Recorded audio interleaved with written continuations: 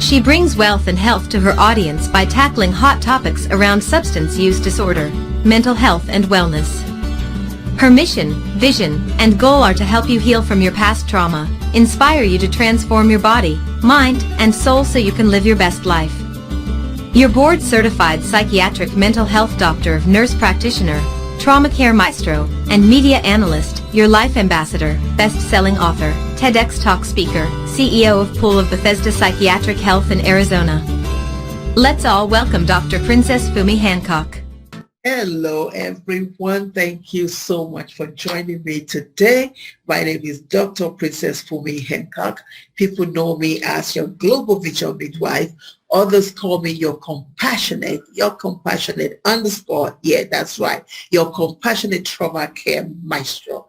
And of course, I'm a board certified mental health, psychiatric mental health doctor of nurse practice with group of clinics in Arizona.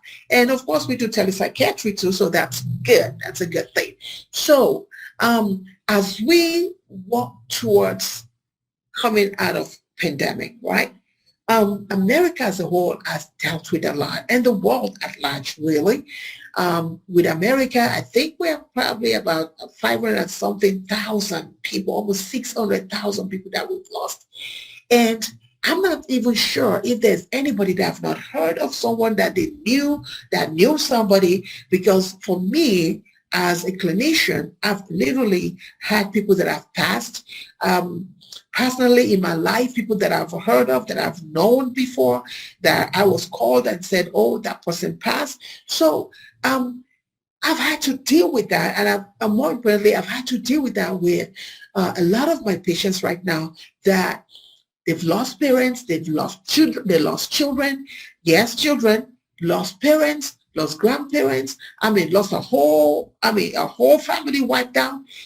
Some that the whole family almost got wiped out, including them. So there is a lot of grief going on. And so as much as we want to start opening up and saying to people, it's time to go back to work, it's time to do this. Oh, yes, we're excited. The vaccine is working and all these kind of things. But here's the deal. We do not have vaccination for mental illness, period. Bam. Right? There's no vaccination for it. So we cannot just gloss over it and ignore that mental illness is a part of all these things that's going on. And in fact, mental illness is the next wave of pandemic. And if we do not start to talk about it now, it's going to become the biggest one that we would not be able to deal with because there's no vaccination for mental illness. So part of the ways that we deal with it too is also to talk about grief. Grief.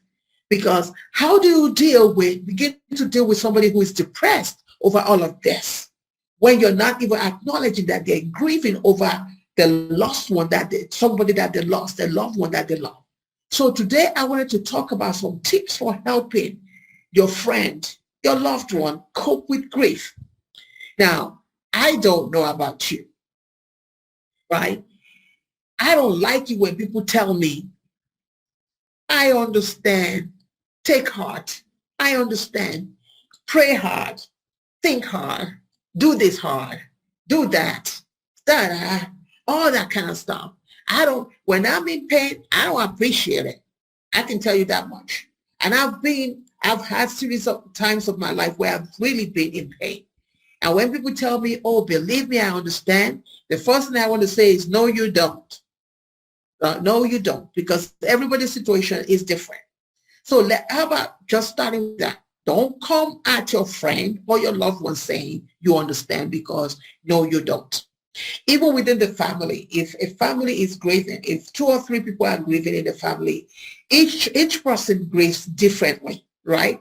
So when you come at me and say, I understand, it kind of throws me off right there and say, perhaps what I just need for you to do at this moment is just be quiet. You can hold my hand and be quiet and just listen, right? So experiencing loss in any capacity can result in a whirlwind of emotions.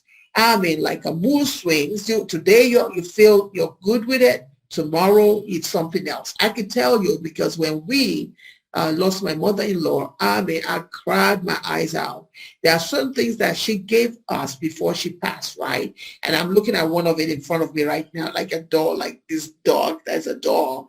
And every time I look at that, I think about my mother-in-law and I just well up and I still well up over it. All right. And I still well up over it. I don't know if it ever goes away, but I think you get to a point where you try to start thinking about the great things that they did when they were alive. And maybe that helps you to understand the grief a little bit. So with grief comes sadness. It comes anger. It comes intense pain. Those are actual feelings that people feel when they are grieving. So it's important that when we come to them, either you say you're a Christian or you're a believer or not a believer, whatever you call yourself, you don't want to interject yourself on them, right? The key to getting through these difficult times is to have someone who can provide you with support, someone who can provide you, right, with support, who is emotional, who understands, right, that this is a difficult time for you. Might not understand what you're going through, but understand that this is a tough time for you, right? So it's important that you understand your friend, your loved one's grief. Understand that. If you have experienced loss of anything at all, a dog, a cat, a person, then you would know that it's very, very painful. Grief is the process that we go through when we experience a major loss in our lives. That's the definition, right? And this may be a loss of someone that's close to us. It may be a loss of a job. It may be a loss of anything that we love. It may be the loss of a dog, a cat, companion, whatever. Whatever it is that you hold dear to you, right? And when you lose it, you grieve over it. When you lose a relationship, you grieve over it. When you lose a marriage, there's grieving process that goes on. And of course, they do talk to you a little bit. A lot of times out there, they talk about all the stages, right? All the stages of grieving. And you'll talk about first you are in denial about the grief. And then, and by the way, you can grieve over sickness too, right? You talk about denial and then you deny it for a little bit and then you're angry about it. And then you're angry about it, then you start bargaining. Oh my God, if you do this, if you do this, I'll never do this again. Then you feel like, okay, you've been bargaining for quite some time and this mountain is not moving. Then you get depressed over it. Then with the depression, it's like, okay, it doesn't seem like it's ever going to move. Then you begin to move into acceptance of that situation. This is a fairly well-known process of grieving. So when does grief become something that is more problematic? It becomes when it becomes complicated, right? It becomes complicated when you have many of the symptoms of depression, right? When depression starts setting into it, it becomes complicated, all right? And this is something that we do not want to get to, where we start getting very depressed. We don't want to get out of bed. We don't want to do anything. The things that made us happy before, suddenly it means nothing to us. We have difficulty falling asleep. We have difficulty staying asleep. We are irritated. We are agitated. We're angry. I mean, all kinds of emotion. All right. So what are the tips? What are the tips that we can use to help support one another in this?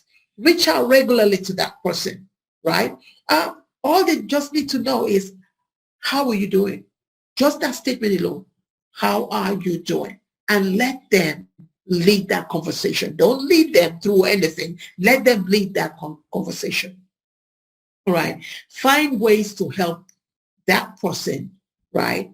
Find ways to help them out as they navigate the grief process. So how do you do that? You say, well, is there anything I could do? Is there anything I could do for you? Right? Is there anything? First, how are you holding up? Second, is there anything that I can do for you? Now, when you ask, then you need to listen, right? You just don't want to ask and then run into telling them, oh, these are the things you need to do. This and that. I know somebody who did this, so this is what you should do. This is what, oh, I know what I did during my own situation. This is what you should do. No, listen more than you speak, all right? And just let them know, I'm here for you.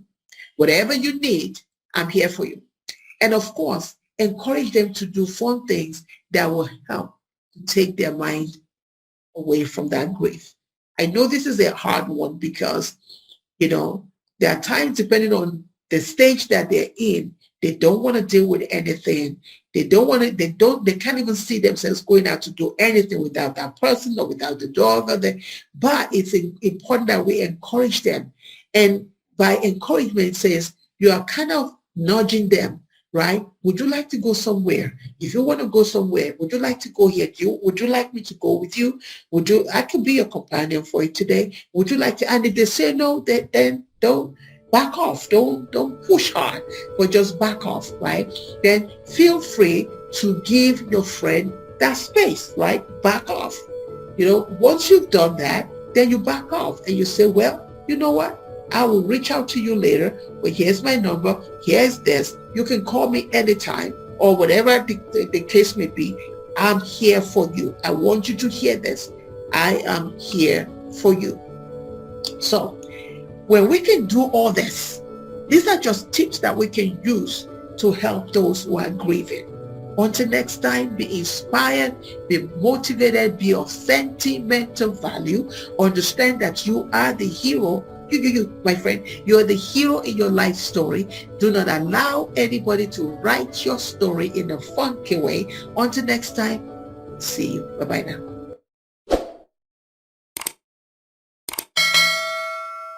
Thank you for listening to Tear the Veil with Dr. Fumi. We hope you have enjoyed being a part of today's show and that we have helped you in shining. For further information, you can visit us at drfumipsychdnp.com and pobpsychiatry.